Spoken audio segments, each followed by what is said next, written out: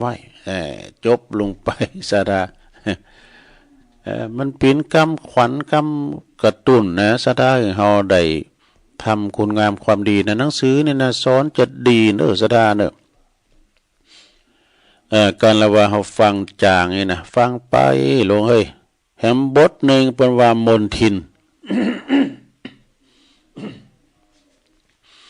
มนอันใดที่มันไม่ดีก็คือมนทิน สวดมนต์ก็ดีอันนี้เป็นมนต์ดีแต่มนต์ที่บดีก็คือมนทินมาละมนทินเมื่อล้างมนทิน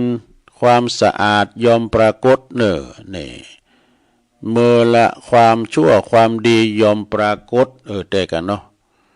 จะถือว่าการละความชั่วเป็นการ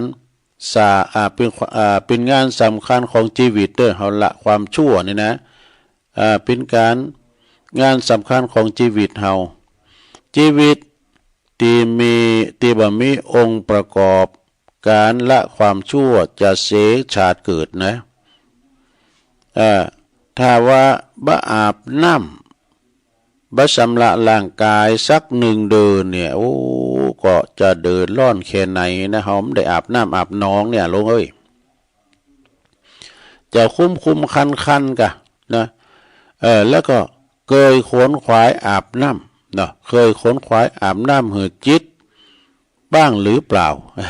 อาบจิตอาบใจอาบน้ำทำคำสอนนี่ก็รู้เนาะน้ำจิตน้ำใจน้ำทำคำสอนเนี่ยว่าอาบน้ำฟังธรรมนี่นะเคยขวนขวายอาบน้ำหือจิตบ้างหรือเปล่านี่ศีลธรรมเป็นเครื่องสำระจิตใจหือล่างจิตล่างใจเนอะศีลธรรมกรรมฐานนี่นะล้างชำระจิตใจผู้บ่สนใจศีลธรรมจิตจะเดือดร้อนทุรนทุรายนี่ชีวิตนี้ก็จะขาดอันยังใดแต่อย่าขาดศีลธรรมนะสัทธาญาโยมนะอย่าขาดศีลธรรมขาดศีลขาดธรรมจะหาความสุขแท้จริงในชีวิตบ่ได้เลยวะสัทธาจะประสบกับความเดือดร้อนอย่างแสนสาหัสเนื้อจิตนั้นก็จะเป็นนายกายนั้นก็จะเป็นเบาจิตเป็นนายกายเป็นเบา เป็นว่าบุคคลในโลกนี้นะบำรุงบำเรอเบาแต่ปล่อยหืนนายอดอยาก ชีวิตนี่ก็จึงประสบแต่ผลสำเร็จนะนายการอยากเลยเนาะเบาขึ้นได้กินดีนะใจเป็นนายกายเป็นเบานะสทาบ่สามารถนำชีวิตไปสู่สุขที่แท้จริงได้น่าสงสารที่เกิดมาเสียจัดเกิดอันนี้ก็เน็ตนะจบไปทำบทหนึ่งแล้วลุย จบไปแถมบทหนึ่งก็มีหลายบทอยู่ศรัทธาญาติโยมติดตัวลุงก่อนที่จะมาออกรายการก็ต้องติ๊กไว้นะ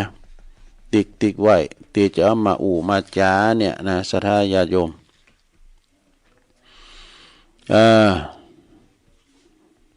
จิตใจของเฮาสว่างสงบนะสว่างสงบอันนี้แถมบทหนึ่งเนอะศรัทธามีคนหักใคร่ชอบพอก็อย่าไปดีใจมีคนรังเกียจอิจฉาริษยาก็อย่าไปเสียใจคนเฮานี่อยู่ได้โดยการตั้งตนไว้ชอบนี่บ่ได้อยู่โดยการหือคะแนนของไผคนดีหักแปลว่าคนหักคนจังในยอมมีอยู่เสมอทุกแปลว่าทุกการสถานที่มันมีโมรสทายาโยมคุณเฮาเนี่ยนะไผจะมาหักเฮาตลอดเวลาตลอดไปแล้วก็หนักคุณจังเฮาก็มีมันจะมีถึงมิตรและมีทั้งศัตรูมันมาด้วยกันดูในโลกกระทำทั้ง8นั่นแหละมีหักมีจังเนาะคุณที่คิดที่จะช่วยเหลือเกิดกูลทำหรือว่าทำลายก็มีตลอดเวลานะสดาคุณที่ว่าจิตอาสาก็มีคุณที่จะทำลายก็มีเนี่ยมันมีศูนย์อ่านน่ะลงเอ้ยบัณฑิตย่อมฝึกฝ ฝนจิตใจบ่หือหวั่นไหวในเรื่องดีเรื่องเลวนี่ทำหน้าที่ของตนเองหือดีที่สุดอย่าไปหวั่นไหวเพราะการขึ้นลงของชีวิตนะชีวิตของเฮานี่มันมีขึ้นมันมีลงอย่าไปหวั่นไหวเพราะความหักความจังอย่าไปหวั่นไหวเพราะคำนินทาสรรเสริญเนี่ยจงตั้งตนไว้ชอบอย่าไปเกิดกวดต่อประวัติต่อปลักโสมมความชั่วร้ายสร้างความดีแล้วก็สร้างบุญกุศลอยู่เป็นนิจแล้วทุกอย่างจะหลาบลื่นอุปสรรคอันใดๆก็จะผ่านพ้นไปได้นี่อันนี้ก็เน็ตนะสนะญาติโยมอันนี้ก็เน็ตเหมือนกันนะมาวันนี้ทำกรรมหนึ่งก่อนสถาญาติโยมอันนี้ทำกรรมหนึ่งก่อน บทนี้ก็คือว่าตัณหาเป็นนายโหดร้ายตัณหาเป็นนายโหดร้ายอย่าตกเป็นทาสตัณหาอย่าเป็นขี้ข้าความอยากเนี่ยอย่าเป็นลาโง่ให้กิเลสขี่เนี่ยอย่าเป็นทาสของตัณหาชีวิตก็เหมือนอยู่ในกองไฟกองเพลิงนี้นะมแมลงเมาบินเข้ากองไฟเพราะเกิดว่าสวยงามดีนี่หารู้ไม่ว่าห่อนจุนถ่ายคนแปลว่าคนโง่เวลาหันอันยังก็จะเฉพาะว่าสวยส่วนเรื่องที่มีตุกมีโตดนั้นคนโง่หาได้รู้ไม่เนี่ยกามนั้นมีคุณและก็มีทั้งโทษมีทั้งคุณและทั้งโทษเหมือนว่าเพราะว่าเหมือนเล่น้ำผึ้งในปลายมีดโกนดูคนโง่ถูหูจักแต่กว่าหวานหวานนะหวานหวานแต่บ่หูจักจะโดนมีดบาด จะโดนมีดบาดมีดโกนบาดนะบัณฑิตเป็นผู้หูแจ้งทั้งคุณทั้งโทษอยู่ในโลกอย่างผู้อาศัยโดยบ่ติดของโดยความกระหายอยากบ่ต้องเป็นทาสตัณหาบ่เป็นขี้ข่าของความอยากนี่อันนี้ก็จบลงไปศรัทธาญาติโยมทั้งหลายเอามาเล่าสู่จูกันฟังนะเราสู่จูกันฟัง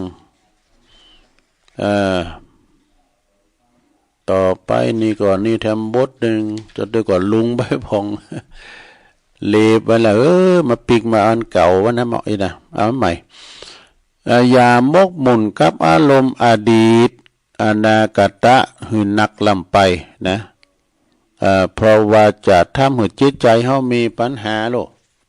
จิตใจเขาจะมีปัญหาเรื่องในอดีตแก้ไขถึงพระใดมันผ่านพ้นไปแล้วนะอดีตนั่นก็คือความหลังที่มันผ่านไปที่มันเขาแก้ไขบ่ได้แล้วนะ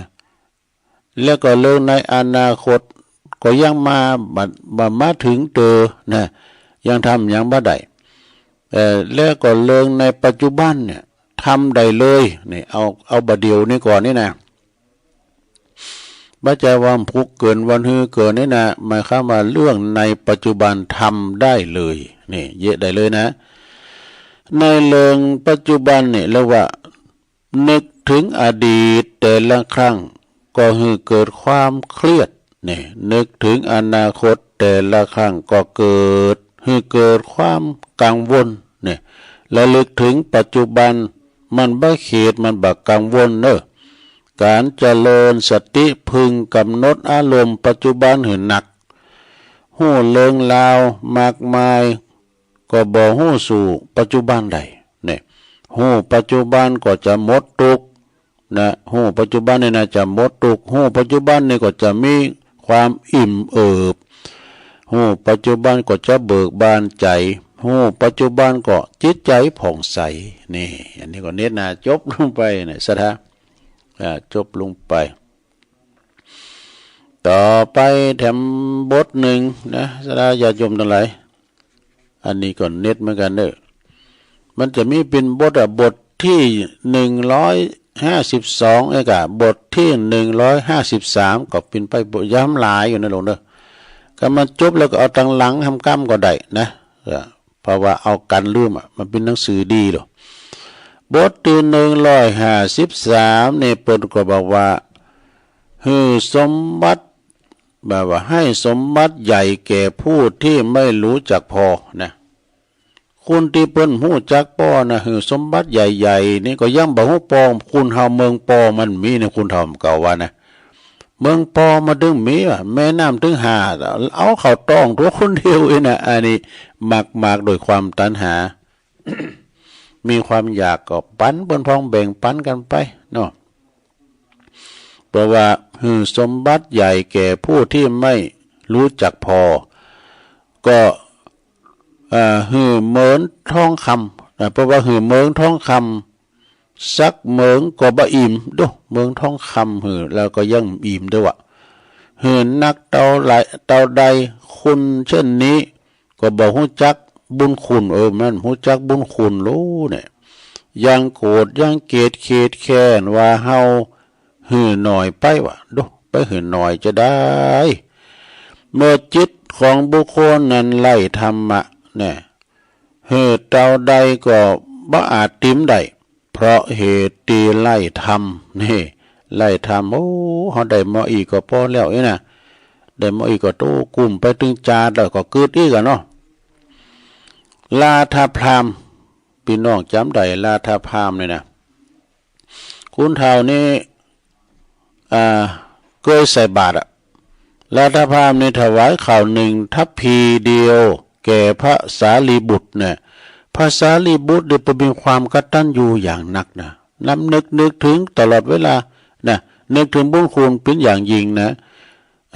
เพราะว่าทันหูจักป้อนั่นเองเข้าปากเดียวไปยังหูจักป้อนะสดาญาติโยมเนาะเนี่ยเมื่อว่าหูจักป้อยอมหูซึกว่าของตีเขาเมตตาหือมาเป็นของใหญ่เป็นของอันบุญใหญ่กำแล้วนะเมื่อหันดังนี้จึงสำนึกบุญคุณอย่างยิ่งเนอะสำนึกบุญคุณอย่างยิ่งเมื่อจิตมีธรรมะยอมหือหูจักป้อนะธรรมะเป็นเหตุหือกลมเกลียวรักใคร่ปลองดองกันธรรมะเป็นเหตุหือคัดเครื่องอาฆาตแค้นตอบโต้บ่หือตอบโต้กันเวรเลาะย่อมระงับด้วยการไม่จองเวรเนี่ยกะธรรมะนี่จะนำโลกสู่อาธรรมนะสมมติอาธรรมนะอาธรรมนี่เป็นเหตุให้คัดเคืองเข็ดแค้นตอบโต้เนี่ยอาธรรมคือไม่คืออันจะฝ่ายธรรมนะคืออันนี้มันจะฝ่ายธรรมคืออาธรรมจะนำโลกสู่กุลิยุคนะกาลิยุคแล้วก็ธรรมะจะนำโลกนี่ไปสู่ความร่มเย็นเป็นสุขเนี่ยจงแผ่ขยายออกไปซึ่งธรรมะอันจะทำให้โลกเรามีความสุขลมเย็นกันต่อไปจบลงไปสระอันนี้ก็จบลงไปแล้วก็ยังมีแถมนะยังมีแถมศรัทธาญาติโยมยังมีแถมบทหนึ่งบทนี้ก็เป็นว่าสุขและทุกข์เป็นแห้งสะท้อนซึ่งกันและกันนะที่ไหนมีสุขมากลำไปที่นั้นก็จะมีทุกข์หนักเนอะที่ใดมีรักที่นั่นมีทุกข์นะเพลงมันก็มีรู้ไหนมีสุขหนักที่นั้นก็จะมีทุกข์หนักเนี่ยสุขกับทุกข์นี่มันมาด้วยกันดูโศกทุกข์มีไหนเนี่ยเนี่ยก็เป็นว่ามีตีใดมีสุขน้อยตีนั้นก็จะมีทุกข์หน่อยไปนะบัณฑิตยอมหันแจงในสภาวะธรรมชาติหันแจงความแปรปรวนเปลี่ยนแปลงของสรรพสิ่งนี่จึงแสวงหาที่ไร้สุขไร้ทุกข์ตลาบได้ตียังของในการเสวยเวทนา ยอมติดสุขติดทุกข์นะสรรพสิ่งเปิ่นว่าเป็นอนัตตาบังคับบัญชาบ่ได้ปรากฏแก่ญาณปัญญาเนอะท่านผู้ฮู้เนี่ยท่านผู้ปฏิบัติธรรมว่าเป็นมายาว่าสิ่งทั้งปวงเป็นเพียงเกิดดับไล่ตัวตนไล่เราไล่เขาเนี่ยเมื่อหันดังนี้ยอมสละความหยุดมั่นถือมั่นโดยอุปทานเมื่อหันแจ้งสภาวะธรรมยอมถอนอุปทานหือในการเสพเสวยเวทนาเมื่อใดนะเมื่อไล่ตัวไล่ตนไล่เราไล่เขาจึงไล่สุขไล่ทุกข์นี่นั่นจึงเป็นความดับเย็นเป็นสันติธรรมพระนิพพานยอมพ้นจากทุกข์ทั้งปวง นี่อันนี้ก็จบลงไปทำบทหนึ่งจบไปทำบทหนึ่งเอาทำบทหนึ่งก็คงจะป้อพักเบรกกันทำบทนี่นะตึกตีเนี่ยเพราะว่าติ๊กไว้แล้วก็เขียนติ๊กไว้เนี่ยตึกนี่นะ กะเวลาจับ บันต่อไปเขาก็เอามาเลีบทำให้กันเอาตนาปินไปจนจบลิมเนี่ยมันขอคิดเป็นดีนะหนังสือลิมนี่นะหนทางเนี่ยเพราะว่าหนทางยินดีต้อนรับนะสำหรับคนหกลุ่มนี่แปลว่าตาวดูนะคำตาวนี่แปลว่าเป็นคำเมืองเขาเต้าอย่างหกลุ่มเนี่ยคนไทยดูนะอย่างคำที่ว่าเป็นล่มละลายเนี่ยถ้าว่าเป็นภาษาย่อว่าล้มแปลว่าตาวละลายนี่แปลว่าในดูตาวในนี่แปลว่าล้มละลายอันนี้คำยองวันละคำความผิดพลาดเป็นครูบัจจัยเป็นตราบาปเด้อนะผิดเป็นครูเป็นว่านะรักดีหามจัวรักชั่วหามอย่างนี้ ความผิดพลาดเป็นครูไม่ใช่ตราบาปนะเอาความผิดพลาดนั้นมาเป็นตราบาปว่าจะบังเกิดการแก้ไขพัฒนาเด้อคนดีๆนั่นก็คือผู้แก้ไขเนี่ยคนดีเขาต้องแก้ไขแล้วก็ไม่ได้มีโอกาสแก้ไขดีสุดแล้วเนี่ยเพราะว่าได้มีโอกาสแก้ไขก็ดีที่สุดแล้วเราต้องแก้ไขคนดีชอบแก้ไขคนจันไรชอบแก้ตัว อย่าไปหวังว่าจะบ้าหือแปดเปื่อนเลยอยู่ในโลกก็มีพิษพาดเป็นธรรมดาใช่ไหมความพิษพาดในปัจจัยความชั่วนะบ่ฮู้จักแก้ไขนั่นเองคือความชั่วการพิษพาดไปแล้วมันแก้ไขอันนั้นก็คือเป็นความชั่วผ้าที่บ่เกยเปื่อนเลยนั้นมันบ่มีนะเฮาซื้อเสื้อซื้อผ้ามาเอานุ่งใส่ทุกวันมันก็เปื่อนไปพงนะเมื่อมันเปื่อนแล้วเฮาก็ซักให้มันสะอาดเปื่อนที่ไหนก็ขยี้ตรงนั้นนี่ทุกสิ่งในโลกนี้มันแก้ไขได้ยกเว้นเสียแต่ว่าเฮาจะว่าคิดแก้ไขนั่นเองเมื่อเลิกละความชั่วก็จะกลายเป็นคนที่ประเสริฐขึ้นมาได้คนดีจะคิดแก้ไขคนที่บดีน่าจะคิดแก้ตัวนี่จบลงไปซะได้ญาติโยมทั้งหลายอันนี้ก็เป็นข้อคิดข้อคิดของหนังสือทิศที่11ของในเมตตาบารมีธรรมอาจารย์พระครูสุเมธธรรมเสวีมอบไม้ถวายทุลุงเมื่อละนะทุลุงก็เอามานำเสนอให้ศรัทธาได้ฟังทำลายอยู่แล้วเนาะศรัทธาก็ว่ากันไปแล้วก็กันเดียวเนาะตอน2ในตุลุงก็จะมี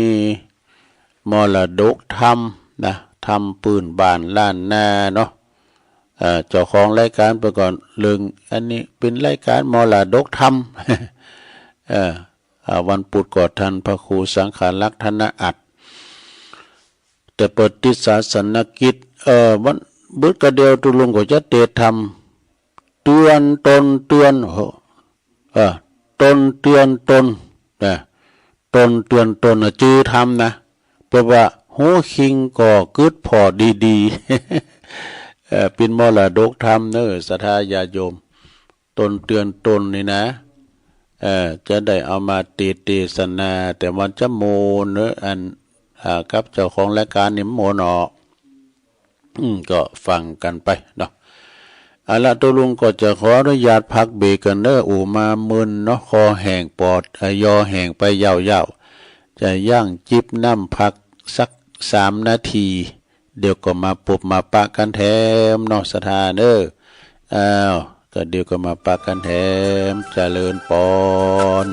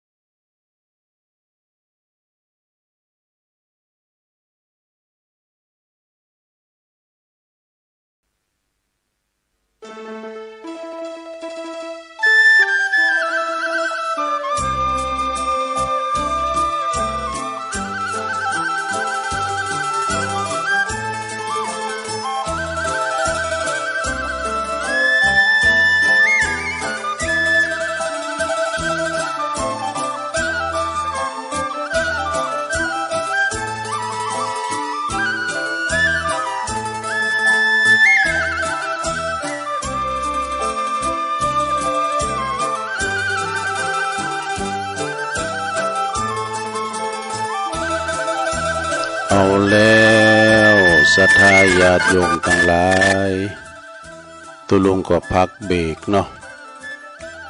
เตียวไปเตียวมายืดเส้นยืดสายเพราะวันนั่งมึนปิ้นชั่วโมงทำธุระโซนโตแล้วก็มานั่งนั่งจ้าในชั่วโมงที่สองกันต่อไปขณะนี้ท่านทั้งหลายก็กำลังฟังรายการสัพเพเหระปะกิณกะขอนลุงไก่แจ้งความจริงเปิ้นชื่อรายการประวัติมรดกธรรมล้านนา อาจารย์ธนอัตเนาะแต่วันนี้เปิ้นติดศาสนกิจนะตัวลุงก็ได้รับมอบหมายจากอาจารย์พระครูอภิวัฒนวิกรมมาจัดรายการแต้นกันไปรายการตุลุงก็วันพุกนี้ก่อนเนาะวันนี้ก็เลยน้อมนำเอาพระธรรมเทศนาเป็นมรดกธรรมเนอะศรัทธาได้ฟังกันจือเลิงเปิ้นก็ว่าเนาะจือเลิงธรรมนะตนเตือนตนหูคิงก่อคืดพอดีๆนี่ลองฟังว่าในลงเด้อก็จะใช้เวลาสักหน่อยนะก็เดี๋ยวก็มาปุบมาปะกันแถมเนาะฟังธรรมไปกันเด้อลงเด้อ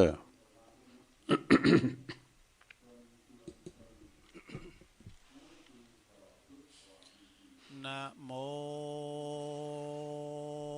ตัสสะภะคะวะโตอะระหะโตสัมมาสัมพุทธัสสะอัตตานาโจตยัตตานังปาติมังเสตัมมันตันนาทิสาทะโวดุลาสะปุริสะทั้งหลายทั้งหญิงใจน้อยใหญ่ผู้มักไฟทั้งตาละมีใจบานจมชื่นปีติตื่นยินดีฮือตานมีบ่ขาดบ่ประมาทเสียสินเป็นอาจินคืดลอดบ่ละโทษภาวนาปาการมาม้วนหมู่เข้ามาสู่สาถานเมใจบานชื่นจอยมาฟังบาทถอยคำธรรมจุงดาจำฟังทีเอาเป็นที่สอนใจเราจะไขบอกกล่าวให้รู้ข่าวก้องดีรู้ว่าเป็นสีแก่ตัวเอาเป็นขวดเตียวไต่คำวัดตาใหญ่ทรงสารได้เจยบานหลายหลากบ่อตุกยากเครื่องขีดังบาลีกล่าวไว้ว่าอัตตานาโจตยันตานังดังนี้เป็นเก่าอาขอหนุ่มเท่ายิ่งใจศรัทธาหลายมวลหมู่อดทายอยู่ฟังยาวไปแปลงใจใส่ตั้งมันติดสอดดันตราตามตำบัดนี้แด่เติมมานุสาอันว่าคนนาโลกตายมีบ่ไรสังขายาเมนำนาหลายแหล่เมจูแง่อานาพ่องอยู่ดงหนาป่าไม้พ่องก็อยู่เมืองใหญ่ปุลีพ่องก็มาตุกเครื่องขี้กันอยากตุกลำบากอนาตาพ่องก็เมโปกามั่งเต่าใดเป็นเจ้าเงินคำนาพ่องก็มีใจดำเหี่ยมโหดบอกกลัวโทษอาบายก กะตำบาปหลายบ่อยานบ่สาต้านเก่งขามพ้องใจงามสะอาดบ่เว้นขาดตะละเว้นขาดตังดำเมสินจำหา85บ่ตำจ้าเครื่องกาพ้องไข่กี่ยากล่าวตอยด้วยกำอ่อนอ้อยจาวานพ้องก่อมมาไข่ขานกลายหยาบบ่อสุภาพตามธรรมพ้องก่อมมาไข่กำเก่าอูด้วยกำลิงลู่มุสาพ้องก่อมมาปัลลาใบบอดบ่อลู่ลอดกองทำกาตำบอดกาตำกำบ่อดีใจใจยามบ่อเว้นไว้ยามวานพ้องพยาตันขวาดลู่มีสินอยู่ประจำใจเยอะอันใดก็ชอบบ่อล่วงขอบสินทำพ้องมีเงินคำเมียดไว้บ่จ่ายใจแลกินเต้าเมาวินหลายลาก็บ่เคยได้บริจาคเตตานนะเมาแต่การงานตัวเก่าบ่รู้คำเจ้าแรงง่ายบ่คงควายจักสร้างกุศลมากวางสักอันยามดับขันพลักนาเตียงต่ำจ้าเครื่องขี่ย้อนว่าบ่ดีย้อนว่าบ่มีอันใดเป็นปัจจัยเตื่อมตุมจึงตกลุ่มถอยหนจุ้มบางคนนั้นลาวใจบ่เศร้ายินดีหือตานมีเขาน้ำว่าตูพร่ำปัจจัยพื้นแผ่นผ้าขัวใบแผ่นผ้ามีสินหารักษาบ่ปาลาจ้าถอยคนใหญ่น้อยโลกามีนาหลายสัมเมพร้อมพล่ำลายประการพระทันลงยานที่ไว้จัดแบ่งไว้โลกไตยิ่งใจสองจำพวกหมายเก่าจีเมดังนี้นานามหมายเอาการกาตามมาเป็นเหตุจากจี้เจตามมีคือคนนำบ่ดีกล่าวอูกับคนดีหมู่หนึ่งใส่ขายกล่าวไว้ตามลายคนดีนั่นหมายเก่าจีดีอยู่ที่การงานมีใจบานชื่นจอยมีศีลจองห้อยกับตนได้สร้างกุศลบ่ขาดบ่ประมาทลาสาบ่ปาลาถอยจาบ่กาตำบาปกานามีเมตตาจูเมื่อใจฝ่ายเอื้อตั้งดีกิริยามีอ่อนน้อมลูกก้มก้อมวันตามีว่าจะสุภาพบอกกล่าวกำหยาบหมู่มาหมูกำมึงกุละเว้นกำลวงเล่นบ่คาย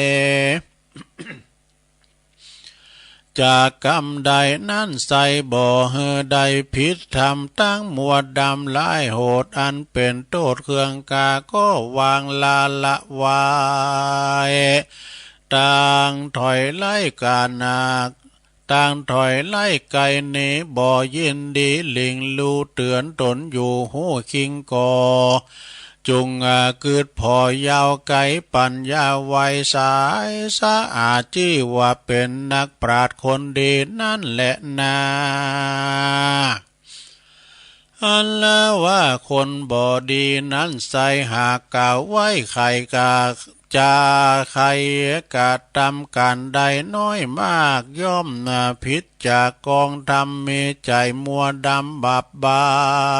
ยบ่เคยได้ทำบุญใจทาลุนเหียมโหดบ่กลัวโทษอาบายกะทำบาปหลายจะใจบ่เว้นไว้วันใดหันคนเข็นใจมาไกลก็มาขับไล่จำหนีหันเจียงจีหนุ่มเท้า มาปินที่บัดเข้าตามกองแสงถาลีป๋องกล่าวตานกล่าวว่าบอกเจ้าบ้านยิ่งใจว่าจีต่างงานลายหนุ่มเท้าเต้ากินข้าวสุนโยบ่อปัดปัวก่อสร้างบ่อเกิดอ้างการใดกินแล้วไปนอนจอดบ่อเกิดลอดยังการบ่กวนตานมากเต่าจักเสียเปล่าได้บุญตั้งหลายบุญบาปหลายนั่นใส่ไผ่บ่เคยได้เล็งหันนาโลกสวรรค์นั้นเราก็เป็นกรรมเล่าเมินมาเล่าว่าตานั่นโสดจักเสียประโยชน์ได้ตัวบ่หมายกาสร้างก่อสมาติต่อเตียนขวัญบ่เคยปันนาเขาน้ำบ่มีสินพล่ำกับตัวเต้าเมามัวเลี้ยงใส่บ่เคยได้ฟังตำต่างมัวดำชอบสู่บ่หอนหูคิงตนหลงเมาวนมืดบอดบ่รู้รอดวันใดนักปราชญ์ไขเก่าจีว่าคนพวกนี้กาลีหรือว่าเป็นคนบอดดีบาปบายคนถอยไล่สามัญเป็นคนอันตาพานเป็นคนผ่านไม่มาดดังบาลีบทบาทดังบทบาทบาลีว่ากรรมมุนาวัสโสโหติกว่ากรรมมุนาโหติพลัมมโนดังนี้ว่าคนสัพปาลีกาลีหรือว่าคนบอดีนั่นโสดอย่าไปโทษภัยกับภัยหากเป็นนิสัยสร้างไว้อันหากมาได้แก่กรรมอันตนได้กระทำมามากกวางได้ก่อสร้างกรรมกันว่าได้สร้างกรรมดำมากรรมดีก็บอกเครื่องขี้ต่ำก้อยได้จืนจ้อยเจยบานกันว่าสร้างบาปหานั้นสายย่อมร้อนไม่บ่อเหือดใดไม่เดือดเครื่องกานั่นแหละนาเหตุนั้นนาพระพุทธเจ้าจึงสอนคนหนุ่มเท่าใจยิงว่าหูคิงกึดลอดอย่าละตอดต่างตำหลีกต่างเว้นกรรมตัวกา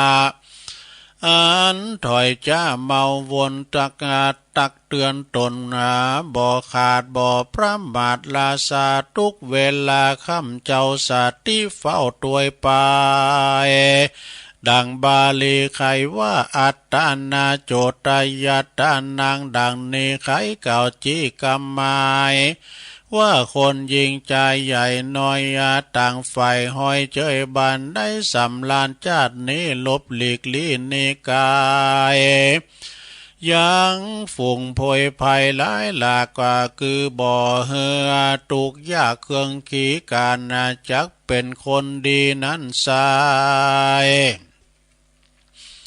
หรือว่าเป็นคนถอยไล่สามานาเป็นได้อาภันโศกเศร้าก็ย้อนว่ากรรมก็ย้อนตัวเก่ากะตามมาจุงเตือนอาตาตัวเก่ากันหนึ่งเล่าหันสายต่างอันใดบาปใบบ่อหอนไกลไปหาหนีวางลาตอดรีบกรรมมากอดกองดีเป็นวิธีไปสู่ยังที่อยู่ในละปานนั่นแหละนาอันละว่าการกระทำดีนั้นโสดเมื่อมีคุณประโยชน์นั้นนำเป็นตั้งนำไปสู่ยังที่อยู่เกษมสีการกาดตำกรรมบ่ดีหยาบร้ายกรรมย่อมตอบใส่ตัวตันเฮือใดหันชาตินี้กันตายจากนี้เมืองคนก็ย่อมเอาตนไปเกิดอย่างที่อยู่อบายเป็นทุกข์หลายเหลือแลบ่เว้นแว่คืนวันนั้นแหละนาเหตุนั้นคนเรายิ่งใจน้อยใหญ่จุงกันหนึ่งค่อยเตือนตนว่าเฮือบ่เฮือเมาวนหลิงรู้กันหนึ่งอู้หูคิงก่อ จุงเกิดพอเฮดีดีสาติมีเกิดลอดบ่อลาตอดลาสาคนนะเกิดมาโลกลาจักตำจ้าสามานได้อาผ่านการอยากตุกลำบากเครื่องขี่ก็ย้อนกาดตำบ่อดีถอยไล่อาบ่อตวยไตกองศีลพิษอาจินกองตำลู่เว้นยังกาดตำการบาปอันกายหยาบตวยไปกาดังนี้โบราณไขกาอูว่ากรรมลิงว่ากรรมลู่ท่วมหัวอย่าเอาก็ยังเอาตัวบ่อลอดมักแอวสอดตั้งถอยมีใจจองหอยต่างดำบ่มีทำจองกองตกเลยตกต้องห้องแห่งตันหาจักจองปาไปสู่ยังที่อยู่อเวจีเป็นตุขีมาดไม่รำบ่เว้นไว้วันใดแลนนาปันดังคนน้อยใหญ่ยิ่งใจมีสติหลายหมายขวาดรู้เตือนตนอยู่วันยามต่างดีงามต่างดีงามมีได้พ้องพิจารณาส่องตัวเราบ่มัวเมาหลอกเล่นลบมาหลีกเว้นไกลนี่กันว่ากาตำบ่อดีนั้นโสดจักมีโทษกับตัวอย่าเมามัวกาดังลาห่างนี่ไกลแล้วว่าใส่ใจสร้างก่อกาตำจะดีต่อนาบ่อลาสาพมาดอยู่ในโอวาทกองธรรมเป็นต่างนำไปสู่ยังที่อยู่สวัสดีบ่อเครื่องขีตำก้อยได้จืนจ้อยเจยบานดังพระจินนามานย่อซอยไขเก่าตอยบาลีว่าปาติมังเส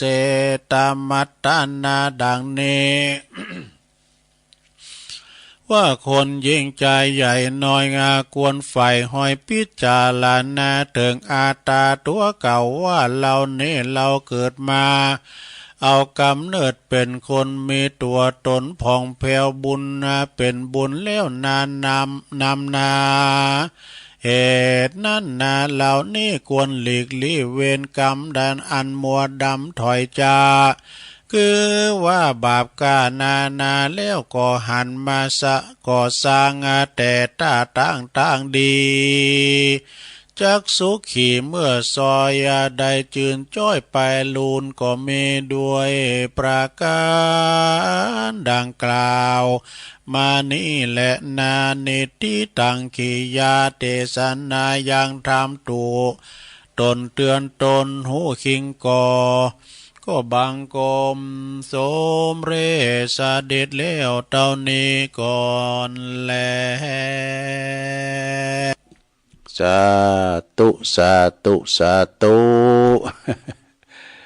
จบลงไปเตือนตนเตือนตนหูคิงก่อกึดพอดีปินมรดกธรรมศรัทธาก็จบลงไปแล้วเนาะต่อไปเอาปอนธรรมไว้ก่อนเนาะเอาปอนธรรมไว้ก่อนสัพปิติโยวิวัจจันตุสัพพะโลโกวินาศตุมาเตภวัตวันตะลายโยสุขีติคายุโกภวะอาภิวาตานาสีลิสานิจังวุตตาปัจจายโนจัตตาโลธรรมาวัตันติอายุวันโนสุขังปะลังเอาเป็นมรดกธรรมปืนเมืองเนอะวันผูกตัวลุงก็จะเสาะมาแถมเนาะจะเป็นธรรมบรรยายหรือว่าจะเป็นธรรมปืนเมืองก็จะต้องสรรหาพอกันเนอะเอานิทานธรรมพองคติธรรมพองเอามานำเสนอเราสู่จู้กันฟังไปเนาะเอาต่อไปเอาทำอย่างหนึ่งแต่เรานิทานสามเณรกันเนอะพินจะใดก็ลองฟังก่อนเนอะตั้งไว้แล้วโอซาฟังไปนิทานเรื่องนี้นะเปิ้นก็ชื่อเรื่องว่าจะได้ก็เดี๋ยวก่อนเปลี่ยนแว่นตาก่อนเวนัสาขชาดกเวนัสาขชาดกนะกรรมตามสนองนี่สระญาติโยมกรรมนี่มีแต่นะ กรรมนี่ตามสนองทำให้กับสัตว์ตลิสานสัตว์สิ่งหิงหอยก็ตามเด้อนะก็จะตามสนองเฮาณสูงณสูงสุมาละสีมาละคีรีอันนี้เมืองปะนะในแคว้นมัคคะชนบทในแคว้นในแขวงนะแขวงพักชนบทพระพุทธเจ้าเปิงก่อตรัสชาดกเรื่องในเปอสอนหือหันโตดของความหยาบจ้าเนี่ยความหยาบจ้าดังอันโพธิราชกุมารโพธิราชกุมารได้สั่งเหือควักในตาของช่างไม้โอ้ช่างไม้เนาะเปิดจะได้เปิดจะบ่ได้สร้างปราสาทที่งดงามเหมือนของตนหือไผอีกอันนี้หมายความว่าเป็นจางสลามาแปลงอันปราสาทงามที่สุดแล้วนะงามที่สุดแล้วกันปล่อยสลาเข้าไปแล้วก็เมืองอื่นมาขอแปลงแถมไปเนาะเมืองอื่นมาขอแปลงก็จะมางามเลยข้างขามง่ายเลยควักเก่นตาสั่งให้ว่านะความว่าในอดีตเนอะพระตถาคตของเฮาเสวยพระชาติเป็นอาจารย์ที่สาปาโมกนี่สอนมานพจำนวนถึง500กันนะ500คูณเนี่ยอยู่ที่เมืองตักกศิลาพระโอรสของพระเจ้าพรหมทัตนามเพิ่นชื่อว่าพรหมทัตกุมารเดินทางมาเห็นอย่างสำนักของตนด้วยแน่โอ้มาเป็นลูกศิษย์เนอะพระราชกุมารมาเป็นลูกศิษย์ของทิสาปาโมทนะแล้วก็มาเห็นอยู่สำนักของตนเมื่อตรวจดูลักษณะแล้วจึงตักเตือนเหือเลิกมีนิสัยกระด่างเนอะนะพระราชโอรสมีนิสัยกระด่างนะก็เขาเหือเลิกกันเนอะนี่นะแต่พรหมทัตกุมารก็บ่เจอนะบ่เจอฟังอาจารย์แต่อย่างใดครั้นแตกฉานในวิชาเนอะไตรเทพนะวิชาไตรเทพก็เดินทางกลับบ้านกลับเมืองปาลาณสีได้ขึ้นเป็นพระราชาแทนพระบิดาเนี่ยได้เป็นพระยาเจ้าเมืองแทนสมเด็จป.แล้วนะครั้งนั้นมีปุโรหิตนามว่าปิงคิยะนะปิงคิยะนี่เป็นปุโรหิตยุยงเหินยกทัพไปตีเมืองโทชมพูทวีปนะไปตีทัวกันนะถึงชมพูทวีปพระราชาก็เจอฟัง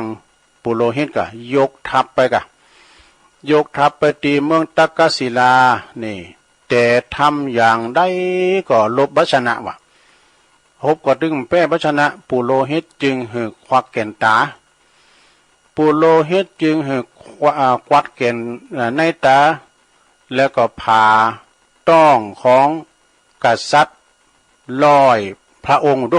พันพระองค์นะตีเปิ้นปิ้นเฉลยสงครามโอ้เปิ้นยับมาปิ้นเฉลยสงครามเนี่ยแล้วก็ยกทัพไปตีเมืองตักกศิลาใหม่ระหว่างตั้งพระราชาเจอยักษ์นั่นเจอยักษ์อย่างก่อนมีนะยักษ์อาชิสะกะตะนะควักแก่นตา2ข้างแล้วก็หือแห้งจิกกินในตาซ้ายวะทำให้พระองค์ได้รับความหมายความว่ายักษ์นั่นไปยับเอากุมารเนอะยับเอาพระราชกุมารเนี่ยเอาไปควัดเอาแก่นตาข้างซ้ายทำให้พระองค์ได้รับความทุกข์ทรมานแสนสาหัสพระองค์จึงโหนระลึกนึกถึงบาปกรรมที่เคยทำมาที่ตนได้เคยทำเอาไว้แล้วก็กรรมของพระอาจารย์เนาะอาจารย์ตักกศิลานะที่สาปาโมกเปิ่นสอนละขอเหือนละนิสัยกระด่างกระเดิกนั้นได้ออกเฮ้นะก็มเจอฟังเปิดก็มานึกถึงคำสุดท้ายแต่ก็สายเกินไปละก่อนได้สิ้นชีพในภายหลังนี่ปุโรหิตนั้นก็ถูกลงอาญาจนเสียชีวิตเช่นเดียวกัน ในกาลต่อมาพระรา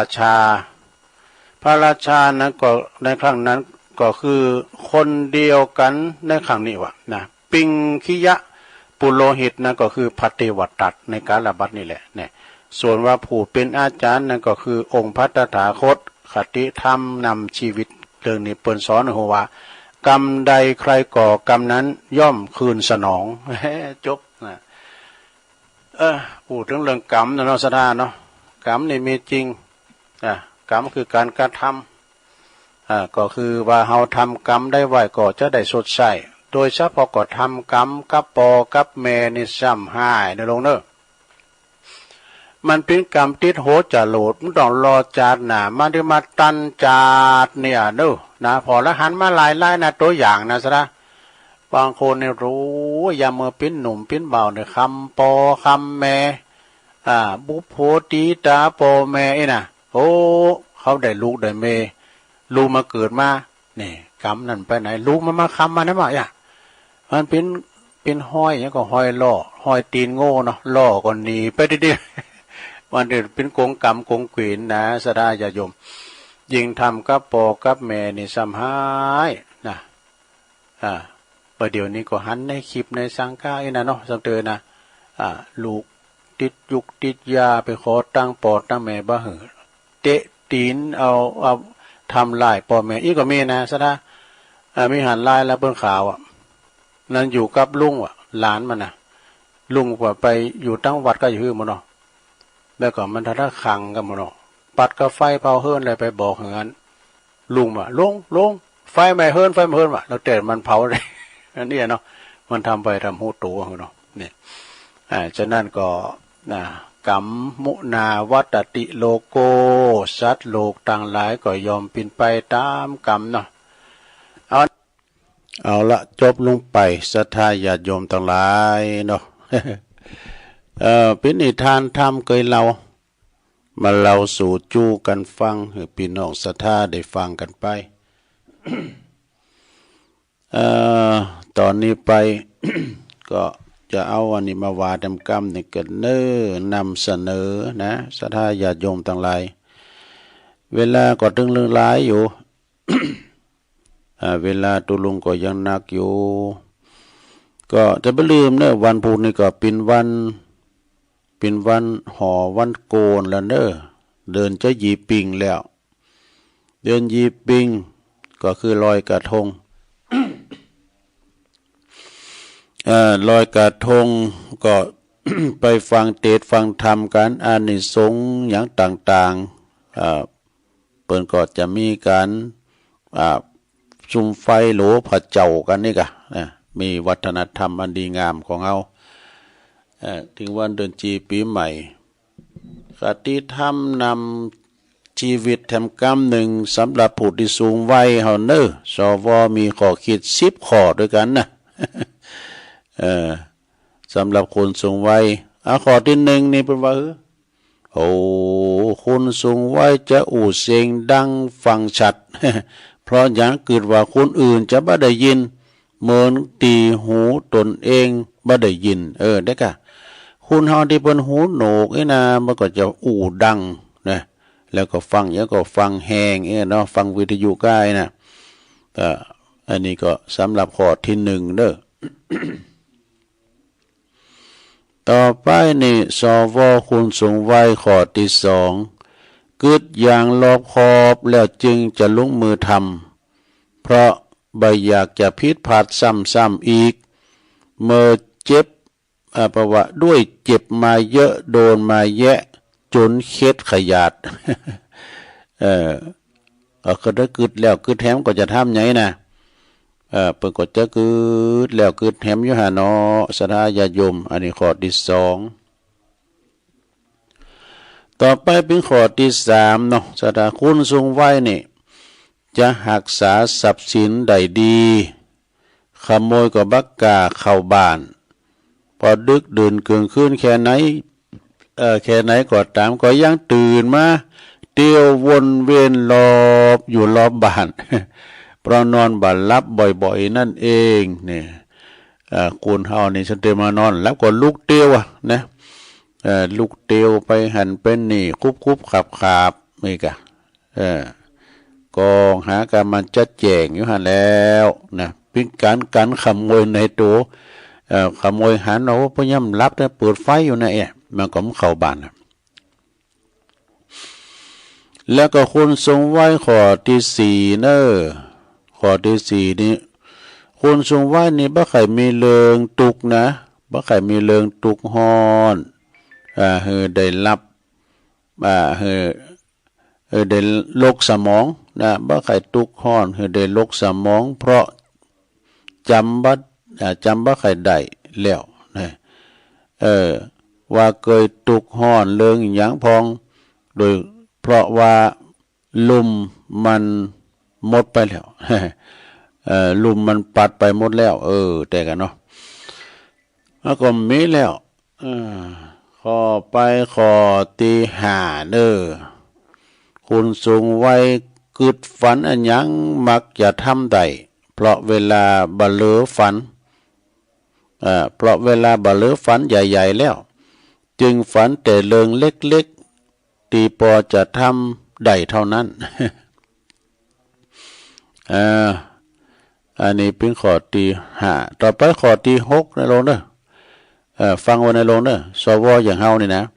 คุณสูงวัยหักสงบเด้อนี่ปีกวิเวกเด้อหักสงบบ่สอบมีเลิงมีลาวกับไผเพราะฮู้ว่าคืนไปมีเลิงกับไผก็บ่มีก่อนบ่มีอันเลียวแรงบ่มีเลียวแรงที่จะสู้รบตบมือกับไผได้แล้วแต่กันเนาะสู้รบตบมือกับไผบ่ได้ละแล้วก็ข้อที่7คุณสูงวัยบัดนี้เที่ยวกลางคืนเพราะว่ากลางค่ำกลางคืนดึกดื่นแล้วเพราะมันขับรถนี่พอไปตั้งหน้าบ่ใครหันหนทางสายตาบ่ค่อยดีแถมจำหนทางบ่ค่อยได้อีกต่างหากดูผ่านจะลงเอาง่ายๆนี่ต้องไปไหนอยู่นั่นเนาะนะมาค่ำยามคืนต่อไปเป็นข้อที่8ที่เก่ากันเนาะแล้วข้อที่8คุณสูงไว้ในหืออิสระในการนอนกับกูชีวิตเนอะ เพราะแยกกันนอนคนละห้องไปนานแล้วคืนนอนห้องเดียวกันก็จะบ่มีไผได้นอนรับสบายหรอกเพราะต่างคนต่างคุ้นดังวะนะสนานห้อง กรนคุณกรนข้อที่เก่ามีทั้ง2ข้อเนาะตึกข้อที่10เนอะข้อที่เก่าคุณทรงไว้มักจะจ่ายเงินน้อยลุงเลยทั้งที่อาจจะมีเงินมากมายเพราะบ่ฮู้จะซื้ออันหยังนะบ่ฮู้จะซื้ออันหยังแล้วทั้งเสื้อผ้าก็ติ้มตู่เครื่องสีอ้างเครื่องสำอางก็จัดแต่งหน้าแต่งตาไปให้ไผมองไปให้ไผพอเนี่ย ผ้านุ่งโคใบก็มีติ้มตู่เครื่องสำอางก็มีจะแต่งหน้าแต่งตาไปอวดไปแถม ปล่อยมันเป็นตามธรรมชาตินี่เนาะธรรมชาติมันมาอย่างนั้นแล้วนะเขาจะดึงชะลอความเก๋ก็ถึงได้มันก็ไปตามไว้มันนะเนาะสระต่อไปข้อที่10สุดท้ายเนอะสระคุณสูงวัยเป็นคนติดบ้านนี่เพราะบ่ได้ไปไหนไปไกลดินไหนแค่ไหนแม้แต่ว่าไปหลังบ้านนี่แล้วก็เตียวหอบแล้วนะปดโตสู่ใจโยงแซด ไปไหนบ่ได้ไกลแล้วนะอยู่กับหอกับเพื่อนก็มอกไปห้องน้ำนี่ช่วยเหลือตัวเก่าได้นี่ก็พอแล้วลงเอ้ยบ่ได้การไปนะเตียวช่วยเหลือตัวเองได้ไปไถนักไถเบ้าได้นี่ก็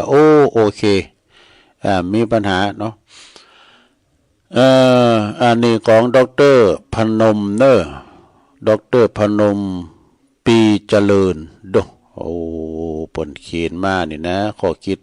ดีๆเนอะศรัทธาญาติโยมทั้งหลายเอามาเล่าสู่จูกันฟังนะแล้วต่อไปตุลุงจะได้ประกาศข่าวสารงานบุญสักเล็กหน่อยเกินเด้อศรัทธาญาติโยมทั้งหลายเนาะก็วันนี้แล้วนะศรัทธาญาติโยมที่วันนี้วันที่13พฤศจิกายนก็เปิ้นก็จะมีการตอดกฐินสามัคคีณที่วัดแม่ห้องไคร้นะปูนดอยสะเก็ดปุเนอก็ในเมตตาบารมีธรรมอาจารย์พระครูโชลทานพิทักษ์ตุลุงแดงเด้อตุลุงแดงในเปิ้นก็มีเมตตาธรรมสูงดูแลวัดถึง4วัดเลยนะตั้งบนดอยบนโตยนะศรัทธาญาติโยมทุกเจ้าตุนเดียวนี่พอดูแลพิจารวัด4วัดนะ เปิ้นก็ไปขอพระบุญดอยบุญอาสดาเนาะวัดแม่ห้องไคร้วันนี้เน้อของวัดครูบาแดงเปิ้นก็จะตอดกฐินในวันนี้เวลาก็ประมาณ9 โมงเนาะอาจารย์มหาสมชาติเปิ้นก็ไปนอนพุ่นละจัดรายการที่ปุ่นมื้อค่ำยามคืนแล้วนี่แล้วก็วันนี้ก็จะเป็นการตอดกฐินอาตมาภาพก็ได้รับความเมตตาจากท่านอาจารย์วันใหม่เพิ่นก็ว่าจะเป็นตัวแทนคืนสีขาวไปอีกเพิ่นก็จะไปแล้วจะมาหับตัวลุงไปด้วยเอกเนาะจะไปรวมอันนี้ไปทำบุญนะไปทำบุญไปทานกฐินด้วยเพิ่นที่วัดแม่ห้องไคร้เด้อวันนี้ก็คงจะไปออกวัดสัก7 โมงปลาย7 โมงปลายก็จะเดินต่างกันไปพร้อมกับศรัทธาของตุปีวันใหม่ด้วยอันนี้ก็เป็นกฐินของวัดแม่ห้องไคร้อาจารย์ท่านพระครูชลทานพิทักษ์เบิกก็มาออกรายการนะออกรายการนั้นสถานีเฮาเนี่ยในวันศุกร์ทุกวันศุกร์บนจะติดมรดกธรรมปืนเมืองตุลุงแดงนี่เพิ่นมีความสามารถโยงคันโลงก้าปิ้นหยังสวดโยโกห้องเก่งนะสาญาติโยมนะและเปิ้นติดทำออกคืนนี่ก็อาเลนตุมมั้ยกะอาเลนตุมกำก่อนเนี่ยเพิ่นก็เตดจ้าง3 งาปลา3 เงงจบไปก็เดี๋ยวนี้เอาอาเลนตุมเราเตดสถาได้ฟังกันทุกวันศุกร์เนาะวันศุกร์ก็จบตุลุงแล้วก็ต่อตุลุงแดงอีกนะนี่ก็เป็นข่าวสารงานบุญวันที่13วันนี้นะแล้วก็วันเดือนยีปิงนะก็มีหลายวัดอยู่เต่าที่หูนี่ก็มีตอดกฐินที่วัดดอนใจป่าเดชในกลางเวียงเชียงใหม่นะดอนใจป่าเดชแล้วก็วันที่15เหมือนกันเดือนยีปิงที่วัดหอยอ่อด้วยตำบลน้ำดิบอำเภอป่าซางของเฮียอุบลเพิ่นก็จะตอดกฐินของอาจารย์บุญนักเขาที่วัดห้วยอ้อแล้วทำหลายวัดเนาะที่เพิ่นได้แจ้งมาก็ดีจบจากงานเดินยีปิงแล้วเดินหน้านี่ก็จะมีเข้ากรรมกันหลายวัดหลายว่าอยู่แต่ที่แน่นอนก็วันที่1 ถึง 6ก็ที่วัดดงป่าหวายอรัญญาวาสเนาะของพระครูวิพาทวรคุณพี่น้องจังดงป่าหวายเพิ่นจะเข้ากรรมที่โคงแก้วอารามทั้ง3ที่วัดดงป่าหวายนะแล้วก็ดูเหมือนว่าจะมีการต่างทำหลวงติดกันไปแล้วก็ที่วัดใหม่พัฒนานะตำบลยางคราม13 14นี่ก็เนาะที่บนจะต่างทำหลวงนะของเมตตาธรรมอาจารย์พระครูสถาพรพัฒนารังสีนะทำข่าวงานประกาศทำกรรมหนึ่งเนาะขอประกาศประชาสัมพันธ์สืบเหตุหอยพอก้อยสะเปาหลงลุ่มแม่ละมิงลุ่มน้ำปิงเขาเนี่ยนะสีเกตกาลามนาที่วัดเกตกาลามนะวัดเกตกาลามนี่ก็อยู่ในตำบลวัดเกตอำเภอเมืองจังหวัดเชียงใหม่ในวันที่17วันที่17นะเวลาก็16.30 นนะอันนี้ก็เป็นเมตตาบารมีธรรมหลวงพ่อพระครูสันติเจติยากรเจริญพรฝากประกาศมาเป็นประเพณีเบิ่งกะเนาะวัดเกตกาลามนี่ถ้าอยากไก่แม่น้ำปิงกะเนาะเพิ่นจะลองสะเปาไปพอสะเปาโลงสะดาตามเหตุตามห้อยเปิ้นทำกันมาเมื่อน่ะเป็นงานประจำปีเปิ้นนะลุ่มแม่ละมิงสีเกตกาลามที่วัดเกตกาลามนะสดาญาติโยมอำเภอเมืองเชียงใหม่วันที่17เวลาแรงบ่4 โมงครึ่งก็ไปยำเจ้าของก็ได้เนาะไปไหวไปสาไหวนบครบยำทำบุญกันที่วัดที่วาแล้วก็ไปพอนะอันนี้ก็คืองานประเพณีก็ที่หน้าไฟด้วยหน่อยนี่ก็เพื่อจะแข่งเฮือเนี่ยผู้วันฮือนี่นะเดินยีปิงนี่ก็เนาะองค์การบริหารส่วนตำบลบนจัดนะแต่คืนแล้วก็ได้ยินเสียงเคิงตุ่มนะโทษทางหลายปิ้งเปิ้นเดินร้อนกันเหมือนกันด้วย เป็นรับเดินนอนกันเนาะคำว่าหลายปิ้งพุ่นน่ะทางวังสวนกุยก็ทางตามใหม่พลงก้อนก็พุ่นน่ะเนาะจะไม่ได้รับได้นอนดีจ้ะ จะมีพระแข่งกองโลงบ่ก็เห็นเนาะกูเตือนนี่จะมีแถววาวไฟแข่งวาวหุมควันบุน่ะแข่งวาวหุมควันก้าแข่งเฮอก้าอีน่ะซะดาเมื่อคืนก็จะมีแผ่วโมยบุน่ะแผ่วลำวงบุน่ะก็ไปแอวพอก้อยกันได้เด้อศรัทธาญาติโยมทั้งหลายงานฟรีนะงานฟรีมันได้ของต้องเก็บสตุ้งสตังค์อย่างละตัวลุงก็จะเราตักตั้งลายนะกลุ่มนักจัดรายการ40ชมรมสกาย67เนาะแล้วก็ปลงสุมเมธอินตะแก้วโอ้ข้อมูลของเปิ้นก็แสดงความเสียใจครับคณะลูกหลานของปทรดอยซิวนะเนาะเปิ้นก็เสี่ยงบุญไปขอดวงวิญญาณของปทรไปสู่สวรรค์ชั้นฟ้าเด้อสัมปรายภพปทรนี่เปิ้นสั่งสีสันให้กับคืนเฮาดูก่อนเปิ้นร้องเพลงก้าในการแก้วสุพรรณกันน่ะลอยไถแปลพองก้าอีน่ะเพิ่นฮู้จักกันดีอยู่ก้าลุงทรดอยซิวนี่นะสันกำแพงเปิ้นได้จากโลกนี้ไปอีนะอันนี้ข้อมูลจากปลงสุเมธแก่เก่าเนาะเปิ้นส่งหลายมาให้ตุลุงลุงทรนี่ก็สั่งสีสันให้กับคืนเฮาตัวบุคคลในตำนานเนาะแล้วก็มีเพิ่มเติมกันเดียวกันรออันนี้ก็ปลงสุเมธอินตะแก้วยงยุทธมณีวันอันนี้ก็ฟังจากปุ่นบ่อแห้วลำปางเนาะแล้วก็โยมยุพินหอมอลาปีน้อยนี่เป็นฟังจากบ้านแม่โยกเนาะ104ไฟเห็นชัดเจนดีแม่ครูธัญญากศนด้วยเนก็ฟังจากกศนแล้วก็มีแม่สุทัศน์ดีมูลแสนพรมทุ่งปีก็ฟังกันอยู่บุญส่งจากลำปางนะสาธุเนอกลุ่มเทพาลักษ์23แล้วก็ตุปิชาเนอะตุปิชานี่เป็นอยู่วัดป่าตานเจ้าคณะตำบลม่วงน้อยนะก็เพิ่นก็ส่งไลน์มากูเตอปะเล่งนาลงนั่นนี่ปะเล่งนาลงกิตติวงศ์ปะเล่งนาลงนี่เพิ่นอยู่ปุ่นเมืองฝางบ่เด้อแสนตุนมือเพิ่นก็ฟังอยู่นะฉะนั้นก็ขอขอบคุณนะที่เพิ่นส่งเฟซส่งไลน์มานะอันนี้ก็ตั้งไลน์กันไปก็พี่น้องตั้งฟังก็ดีก็ฟังกันหลวงหลายวันนั้นพัดเขากาแม่โบพัดสุภาไหวนะโบผันกันเนาะแม่ผันสุภาไหวฟังกันอยู่หน้าถมเขาหน้าเขียวเขาหน้าหอมไก่เขาแล้วหลายนะไปตั้งห่างต่ำแถมตั้งหน้าคำเขาเนาะปะเล่งจิตเขาก็ฟังอยู่ก็ปะเล่งจิตนะลาใหม่ก็หลายตอนบนนะไงลงเขาก็อุยลาเขาเนาะอุยลาพี่น้องตั้งห่างต่ำวันนั้นก็ปะกันหลายกับพี่น้องบรรเทาเพิ่นไปอยู่ทั้งปุ่นนะมีหลายอยู่เอาแล้วเนาะตอนนี้ไปก็ตุลุงจะเปิดสายพอดูว่าอันนี้เปิ้นรู้กันมาติ๊กๆแล้วแต่ลองเปิดสายก็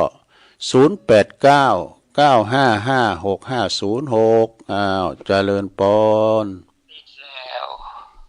หลวงพ่อกฤษนะเป็นเบอร์นะไม่เบอร์แล้วอาจารย์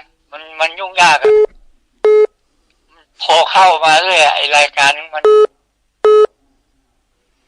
พวกอะไรขายทางโฆษณาของเขาอากาศเย็นนะเนาะชัดเจนดีเนาะชัดเจนอากาศเย็นเนาะครับ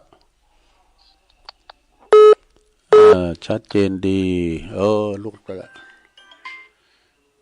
0899556506เจริญปอน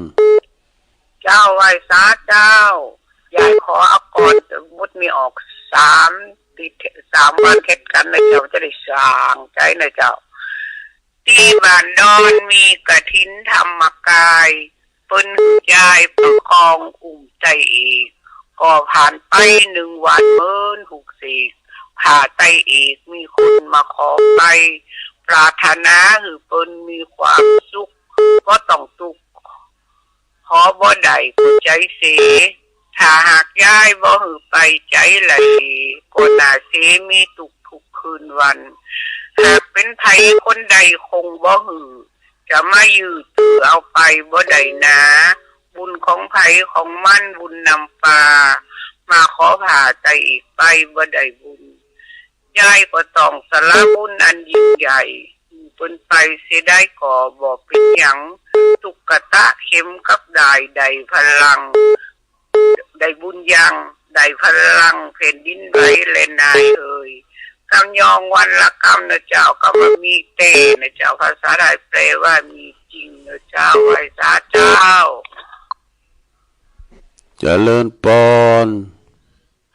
เจ้าตุลงพางอยู่เนอลำพางไม่น้อยมันไหลน้อยเจ้า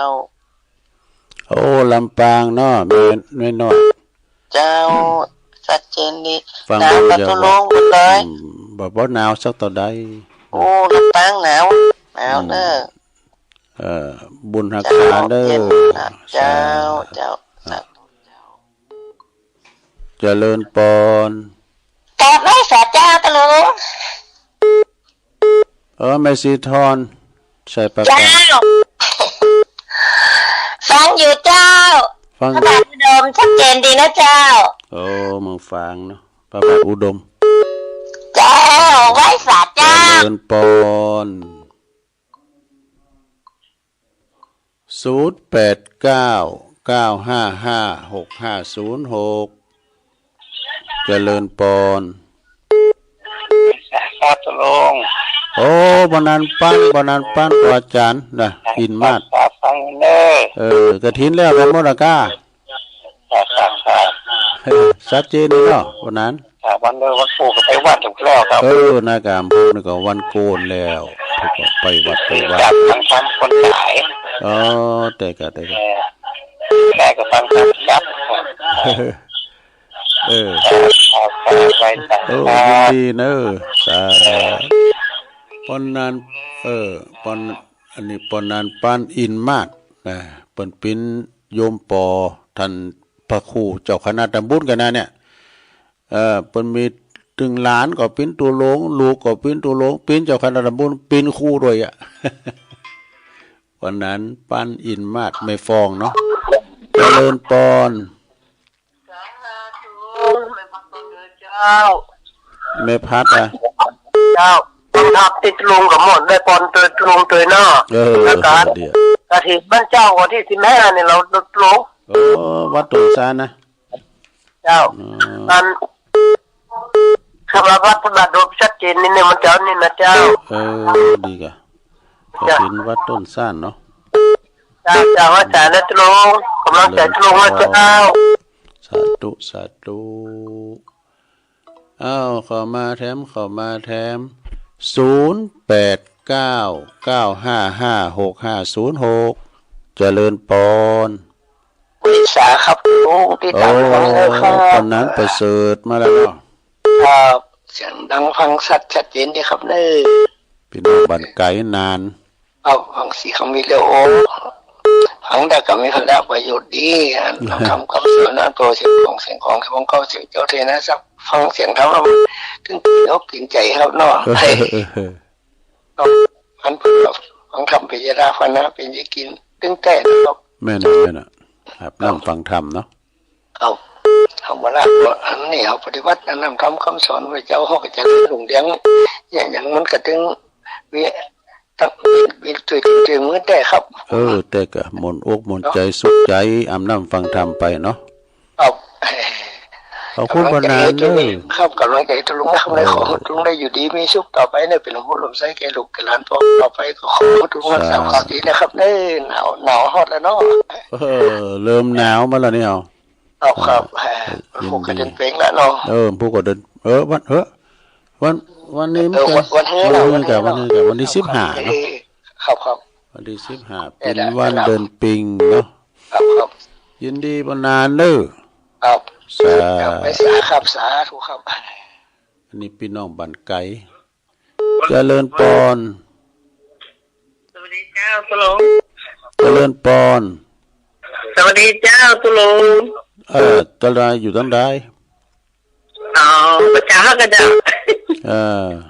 ชัดเจนดีเนาะเจ้าก็ใจดีชัดเจนดียงสมคิดเนาะ